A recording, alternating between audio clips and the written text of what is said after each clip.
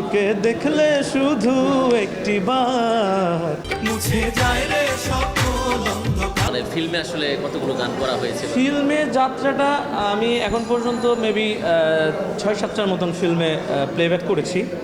আর আমার শুরুটাই কিন্তু একদম মেগা স্টার শাকিব খানের সিনেমা দিয়ে শুরু হয়েছে। সো ওনার লিপে আমার ফার্স্ট গান, যেটা শওকত আলী ইমন ভাইয়ের সুর সঙ্গীত পরিচালনা ছিল, ওইটা দিয়ে আমার শুরু। তারপরে আমি নিজে মিউজিক ডিরেকশন দিয়েছি 3-4টা ফিল্মে, এবং আমার হাতে আরও 3টা বা 4টার মতন ফিল্ম আছে যেগুলো আমি কাজ করছি অ্যাজ এ মিউজিক ডিরেক্টর, এবং কমপ্লিট মিউজিক ডিরেক্টর হিসেবে কাজ করছি। মানে আগে যেমন হতো যে সিনেমার পরিচালক একজন, সিনেমার মিউজিক ডিরেক্টরও একজন, মাঝখানে কিন্তু কিছুদিন হয়েছিল এক একটা সিনেমাতে 2-3 জন করে মিউজিক ডিরেক্টর ছিল।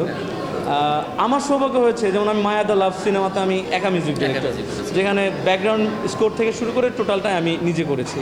সো আমি যতগুলো মিউজিকে কাজ করছি ফিল্মে, বেশিরভাগই আমি সিঙ্গেল মিউজিক ডিরেক্টর হিসেবে কাজ করছি। এটাও আমার একটা মানে গর্বের বিষয় বলতে পারি। শাকিব খানের সাথে কোন মুভিতে একটু বলবেন? শাকিব ভাইয়ের সাথে আমার প্রথম সিনেমারই কাজ, যেটা হচ্ছে বীর সিনেমা। আমাদের শ্রদ্ধেয় কাজী হায়াৎ স্যারের 50তম সিনেমা, ওটা বীর, 2020 সালে ওটা মুক্তি পেয়েছিল। ওই সিনেমাতে আমার প্রথম প্লেব্যাক, এবং ওটাতে আমার মানে কোনো সিনেমা হলে আমি যা প্রথম দেখছি যে প্রথম কোনো গান আমার সিনেমা হলে বাজছে এবং তার সাথে লিপসিং করছেন মেগা স্টার শাকিব খান। এটা আমার বিশাল ব্যাপার। ওই অনুভূতিটা একটু ওই অনুভূতিটা মানে ডিসক্রাইব করার মতন না আসলে। আপনি বুঝতেই পারতেছেন শাকিব খান মানে কি বাংলাদেশের প্রেক্ষাপটে, বা শুধুমাত্র বাংলাদেশ না, বাংলা ভাষাভাষী মানুষের কাছে।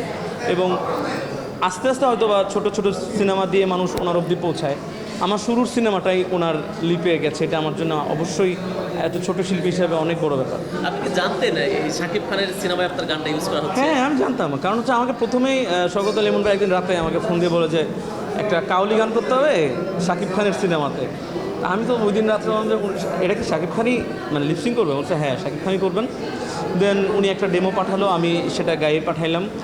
পরিচালক বা সবার, শাকিব ভাই সবার একটা পছন্দ হলো। দেন মিউজিক হয়ে গেল। তারপরটুকু স্বপ্নের মতন হলে বসে বড় বড় মানুষের পাশে আমি আমার নাম দেখছিলাম। ধরুন মিশা সওদাগরের মতন অভিনেতা ওই সিনেমাতে ছিল, কাজী হায়াৎ স্যারের মতন কিংবদন্তি, শওকত আলী ইমন ভাইয়ের মতন কিংবদন্তি। তো এই সব মিলে একটা মানে স্বর্গীয় অনুভূতি। শাকিব খানের সাথে শুটিং সেটে দেখা হয়েছিল? আমার আসলে শাকিব ভাইয়ের সাথে শুটিং সেটে দেখা হয়নি। আমি ওই সময় যখন ছিল তখন আমি আসলে মানে আনফর্চুনেটলি আমি আমার কাজে অন্য কোথাও ছিলাম, ঢাকার মধ্যে ছিলাম না। দ্যাটস ওয়াই আমি সুযোগটা মিস করে গেছি। বাট হ্যাঁ, নিশ্চয়ই ইনশাল্লাহ হয়তো বা দেখা হয়ে যাবে কখনো। একটু গানটা একটু আপনার খালি কণ্ঠে শাকিব খানের সিনেমার ওই গানটা একটু মনে আছে কি? হ্যাঁ, নিশ্চয়ই। তোকে দেখলে শুধু একটি বার মুছে যায় রে সকল অন্ধকার। তোকে দেখলে শুধু একটি বার মুছে যায় রে সকল অন্ধকার। ছোট করে শোনালাম।